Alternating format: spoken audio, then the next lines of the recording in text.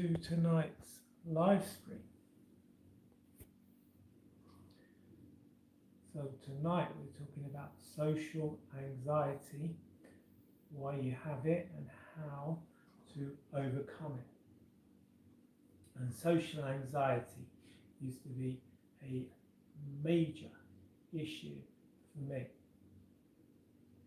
When I was a child, they used to say I was very shy, and I think my parents used to tell me I should have been a girl, all kinds of stuff, which created all kinds of insecurities, which led to more issues around blushing. So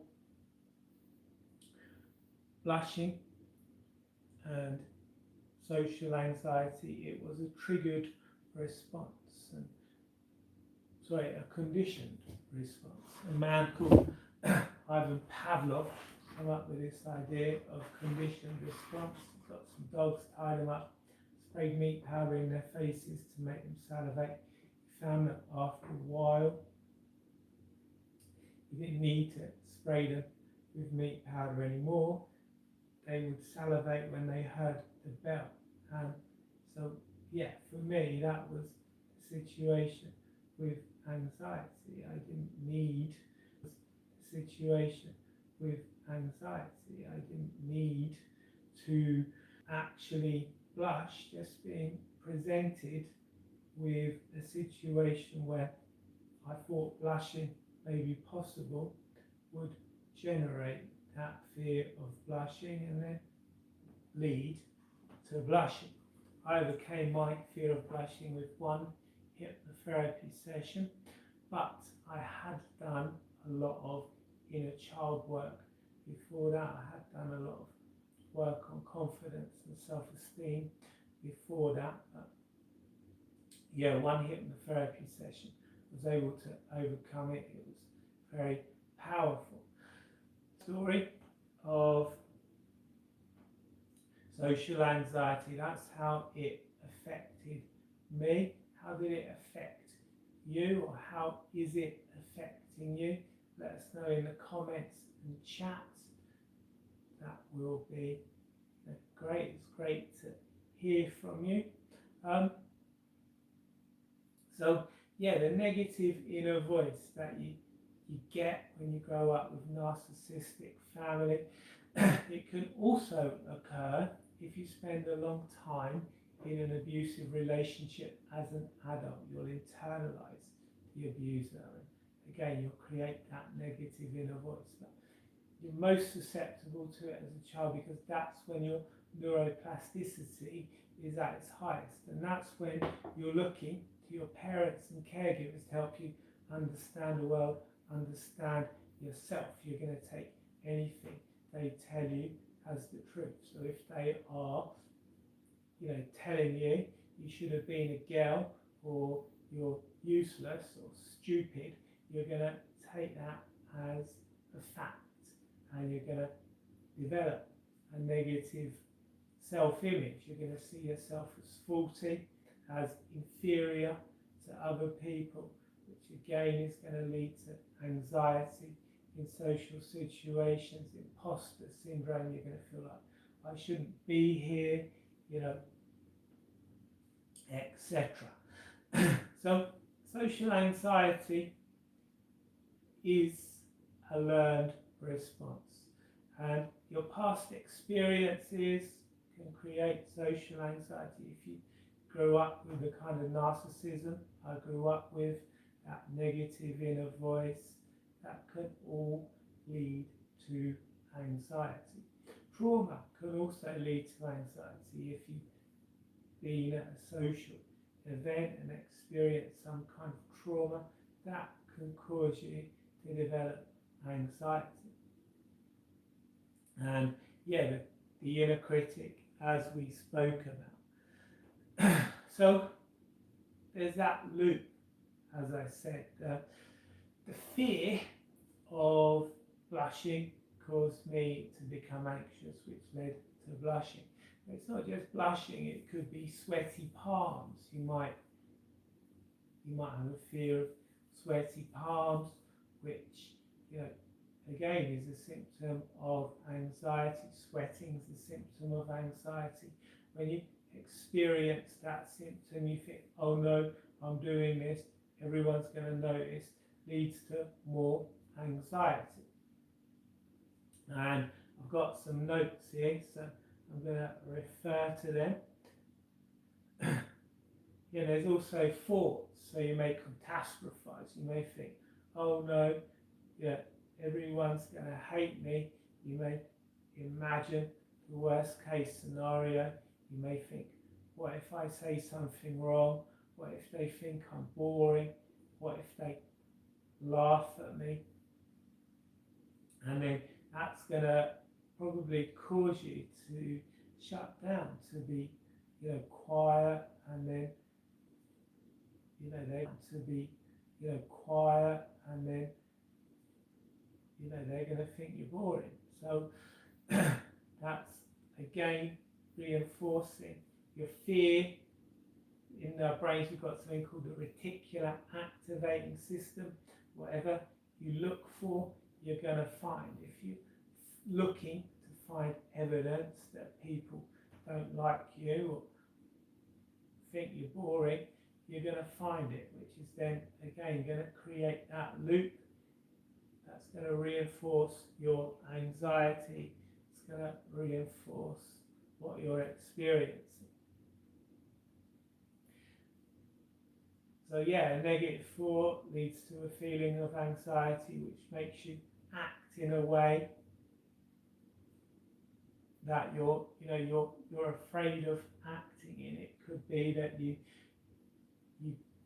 can't make eye contact with someone, and then you walk away and you think, oh no, I didn't make eye contact with them, they're going to think I'm weird, and then again that's going to create that cycle, more anxiety.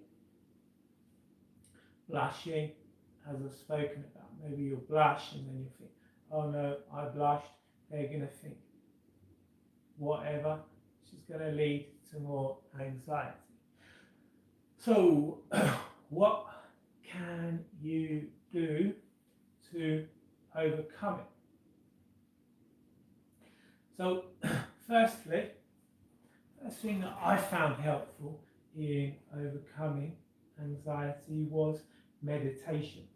The more you take time to relax, the easier it becomes to relax, particularly if you're a child that's grown up with a lot of dysfunction. When a child experiences trauma, the emotional part of their brain, the amygdala, actually increases in size. Thinking part of their brain decreases in size, making them more prone to issues with emotional regulation. So having a regular relaxation practice, you're actually going to start to shrink the size of your amygdala, increase the size of the thinking part of your brain. You're going to have more relaxation overall. The more you take time to relax, the easier it's going to become for you to relax. So a regular relaxation practice is your first step to overcoming anxiety. And that will mean that you spend less time in that fight or flight response. Relax. And because of hypnosis and hypnotherapy, I'm able to relax with just taking one deep breath all the way down into my stomach, breathing out with a big sigh, and I will feel myself instantly going into a state of calm because I've conditioned myself to be able to move into that state. Sometimes I will, just notice my feet randomly on the floor. I'll just notice myself standing tall. I'll notice my back is straight because, again, I have hypnotized myself to look for those things, and when I feel those things, when I feel my feet firmly on the ground, I can say, oh wow, I'm grounded, I'm feeling confident, and then that's going to elevate my feelings of confidence. When I feel my back is straight, I can say, oh well, my back's straight, I'm confident. Again, it's gonna create feelings of confidence. If my back isn't straight and I notice, then I will straighten it, and that can help, because by changing your posture, you actually change your state. And on my course, in my book, Effortless Conversations, I show an exercise to help people change their state with posture. So have a look at that if you haven't already. And what else can you do to overcome it? You can do breathing exercises. There's box breathing, 7-11 breathing. I have videos of them on this channel. I also have videos of EFT on this channel. You can find the full EFT recipe in my Inner Child Healing Workbook that you can download by going to my website, markstubbles.com. A couple of discrete pressure points you can use when you're in social anxiety inducing situations. The first one is the fleshy part on the side of the hand, just rubbing there. You should notice that allows you to feel calm, feel relaxed. If you're in a social situation, you feel anxiety boiling up, you can just rub that point very discreetly. No one will notice, and you'll be able to calm yourself.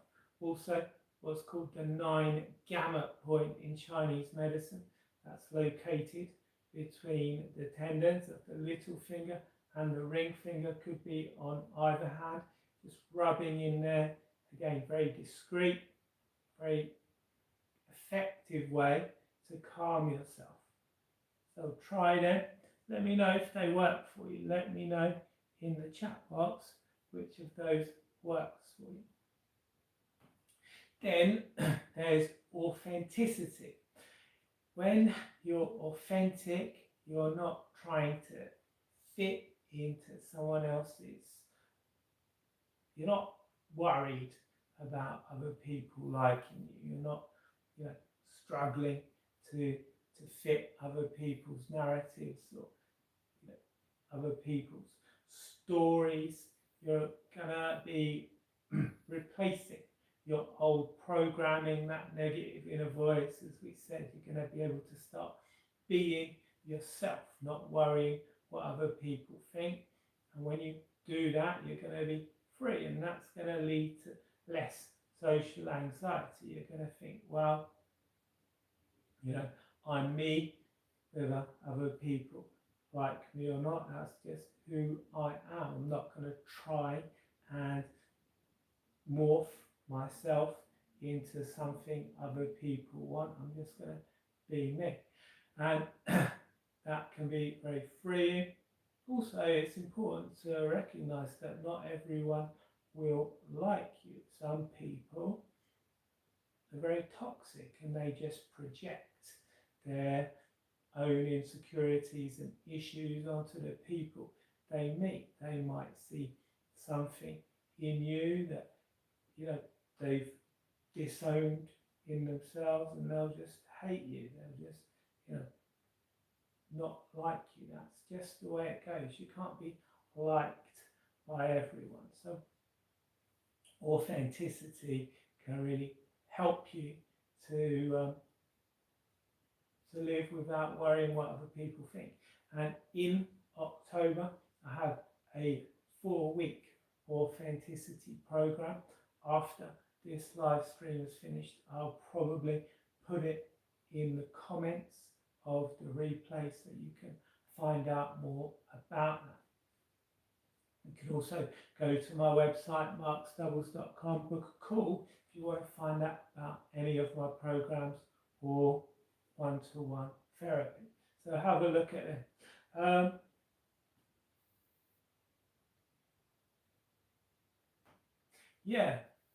Authenticity is a way to start to quieten your inner critic. The goal isn't to silence, your thoughts.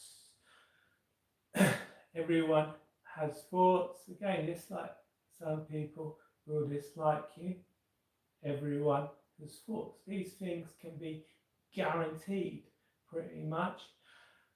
So the goal isn't to silence your thoughts, it's to separate yourself from your thoughts. It's to see them as outside of yourself. And most of the thoughts you have are going to have been put in your head by other people, particularly people that you've grown up around. So you want to start to be able to separate yourselves from them and just notice them, be mindful of them, not to try and fight against them, because what resists not only persists but becomes stronger. Same with feelings of anxiety. Just to say, okay, I'm feeling anxious right now, I'm just going to allow it to be, not to try and fight against it, because the more you fight against it, the more you're going to create that vicious cycle that we spoke about earlier. I think that's everything I wanted to cover tonight. As I said, have a look in the description for details of my website, marksdoubles.com, where you can book a call with me. You can see upcoming courses, and I'll put a link to the authenticity program in the comments of this video. Only thing to wrap up with really is to just say, start with low stakes conversations and then work your way up from there. Don't try and go out and meet everyone every night. Just start small, maybe a small group of friends, a small group of work colleagues, and then build it up from there. And confidence comes from repeatedly doing the same thing successfully again and again. The more you experience positive interactions, the more confident you'll be about your ability to generate and enjoy confident, positive interactions. The more confident you'll become, the more positive your interactions will become. So thank you for watching. Again, check those links. Check my website, marksdoubles.com. Book a call with me. If you haven't already subscribed to my channel, hit the like button if you found this video useful. Thank you very much. See you next time.